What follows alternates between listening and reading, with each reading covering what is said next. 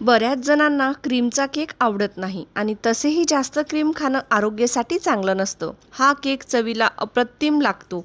खूपच मऊ, स्वादिष्ट आणि टेस्टी होतो. सध्या उन्हाळ्याच्या सुट्ट्या सुरू आहेत, त्यामुळे मुलांना दुपारी काहीतरी छान खायला हवं असतं. अशा वेळी तुम्ही या पद्धतीने हा मावा केक नक्कीच करून बघा. आज आपण बनवणार आहोत अगदी मऊ, लुसलुशीत, जाळीदार आणि स्पॉन्जी असा परफेक्ट केक. हा केक इतका छान तयार होतो की एकदा खाल्ल्यावर पुन्हा पुन्हा खावासा वाटतो. खास गोष्ट म्हणजे हा केक बनवण्यासाठी ना ओव्हन लागणार, ना बीटर आणि नाही अंड. घरात सहज उपलब्ध असलेल्या साहित्यामध्ये आणि अगदी कमी भांड्याच्या वापरात हा केक तयार होतो. केक म्हटलं की भरपूर मेहनत आणि पसाऱ्याचं टेन्शन येतो, पण आजची ही रेसिपी तुमची सगळी मेहनत वाचवणार आहे. तर चला मग पाहूया घरच्या घरी सोप्या पद्धतीने हा मस्त स्पॉन्जी केक. नमस्कार, मी रसिका. रसूची रसोईमध्ये तुमचं सगळ्यांचं मनापासून स्वागत. केक बनवण्यासाठी सर्वात आधी किचनमधलं कोणतंही एक भांडं मापासाठी घ्यायचं आहे. इथे मी हे कप घेतला आहे आणि हा मिक्सरचं भांडं घेतलं आहे.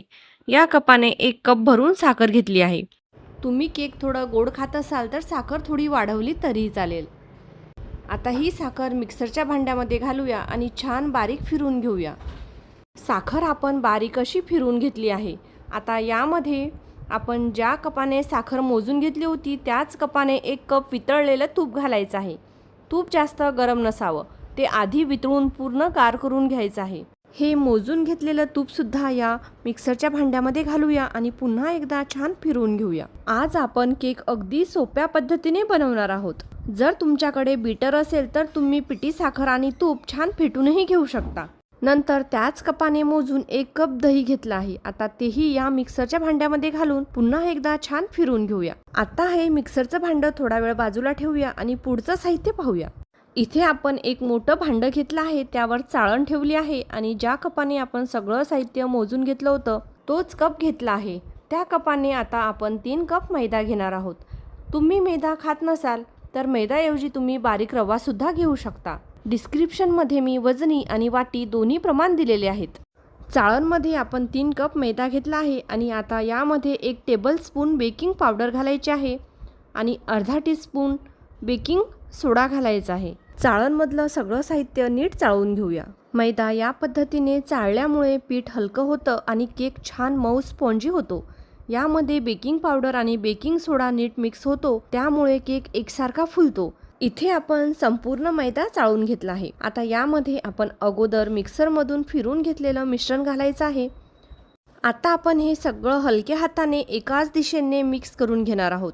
बॅटर छान स्मूथ आणि एकजीव झालं पाहिजे. तुम्ही तुपाऐवजी बटरसुद्धा वापरू शकता, पण बटर वापरल्यामुळे केक थोडा खारट होतो. या स्टेपला इथे मी अर्धा कप मिल्क पावडरसुद्धा घातली आहे, पण तो भाग माझ्याकडून व्हिडिओमध्ये शूट करायचा राहून गेला, त्याबद्दल क्षमस्व. इथे आपण ज्या कपाने सगळं साहित्य मोजून घेतलं आहे त्याच कपाने अर्धा कप दूध घेतलं आहे. दूध नॉर्मल टेम्परेचरचं असावं. खूप जास्त गार किंवा खूप जास्त गरम दूध वापरायचं नाही. इथे आपलं केकचं बॅटर छान स्मूथ तयार झालं आहे. आता यामध्ये इसेन्स घालूया. इथे मी मावा इसेन्स घेतला आहे. तुमच्याकडे व्हॅनिला किंवा जो काही इसेन्स उपलब्ध असेल ते तुम्ही वापरू शकता. इथे मी 10 ते 12 थेंब इसेन्स घातला आहे. आता परत एकदा सगळं व्यवस्थित एकजीव करून घेऊया. मिश्रण तयार आहे. इथे मी केक टीन घेतला आहे. तुमच्याकडे असं केक टीन नसेल तर कुकरमधला स्टीलचा डब्बासुद्धा वापरू शकता. माझ्याकडे केक टीन होतं म्हणून मी ते वापरलं आहे. आता या केक टीनला आतून छान तूप लावून घ्यायचं आहे आणि वरून थोडा मैदा पसरवून कोट करून घ्यायचा आहे. त्यामुळे केक खाली चिटकत नाही, करपत नाही आणि नंतर अगदी सहज बाहेर निघतो. आता आपण हे तयार बॅटर कोट करून घेतलेल्या टीनमध्ये ओतूया. बॅटर वरून एकसारखं पसरवून घ्यायचं आहे आणि टीन 2 वेळा हलकं टॅप करून घ्यायचं, म्हणजे आतली हवा निघून जाईल. केकचं मिश्रण तयार करण्याच्या आधीच मी गॅसवर एक टोप प्रीहीट करायला ठेवला होता. टोप छान 15 मिनिटे मोठ्या आचेवर गरम करून घ्यायचा आहे. यामध्ये एक स्टँड ठेवायचा आहे आणि त्या स्टँडवर हा केक टीन ठेवायचा आहे. टोपवर झाकण ठेवल्यानंतर गॅसची आच एकदम कमी करून घ्यायची आहे आणि कमी आचेवर हा केक 40 ते 45 मिनिटे छान शिजवून घ्यायचा आहे. आणि आता बरोबर 45 मिनिटे झाले आहेत. आता केक पाहूया. तर पहा, केकला किती सुंदर रंग आला आहे. टोपमध्ये ठेवताना आपल्या केक टिनमधील बॅटर फक्त अर्ध्यापर्यंतच होतं. आता मात्र केक छान फुलून वर आला आहे. म्हणजेच केक किती सुंदर स्पॉन्जी तयार झाला आहे आणि केक किती छान इक्वल फुलला आहे. बऱ्याच वेळा केक मध्येच जास्त फुलतो आणि बाजूने खाली बसतो, किंवा मध्येच खाली बसतो आणि बाजूला जास्त फुलतो. पण आपला केक अगदी परफेक्ट आणि एकसारखा फुगला आहे. म्हणजेच बॅटरची कन्सिस्टन्सी, गॅसची आच आणि बेकिंग सगळं अगदी योग्य झालं आहे. केक खूप छान स्पॉन्जी, सॉफ्ट आणि मस्त तयार झाला आहे. 45 मिनिटांमध्ये केक व्यवस्थित शिजला आहे. बघा, सुरी केकमध्ये घालून पाहिली तर ती पूर्णपणे कोरडी बाहेर आली आहे. म्हणजे केक आतपर्यंत छान बेक झाला आहे. इथे आपण केक 20 मिनिटे गार करून घेतला आहे. पूर्ण गार झाल्यावरच केक टिनच्या बाहेर काढायचा आहे. केक गार झाल्यावर कडा आपोआपच सुटून येतात. तरीसुद्धा एकदा सुरीने हलक्या हाताने कडा मोकळ्या करून घ्यायच्या आहेत. आता वरून ताट ठेवून केक अलगद बाहेर काढून घ्यायचा आहे.